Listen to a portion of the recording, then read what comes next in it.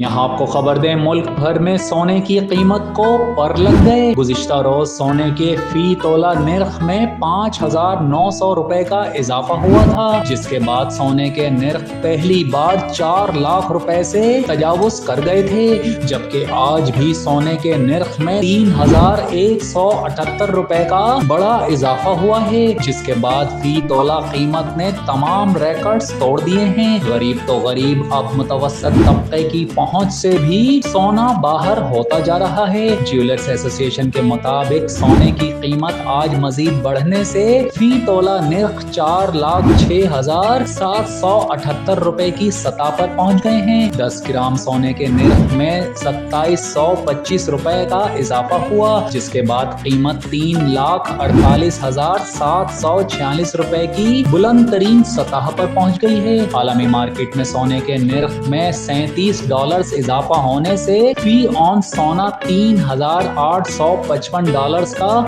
हो चुका है।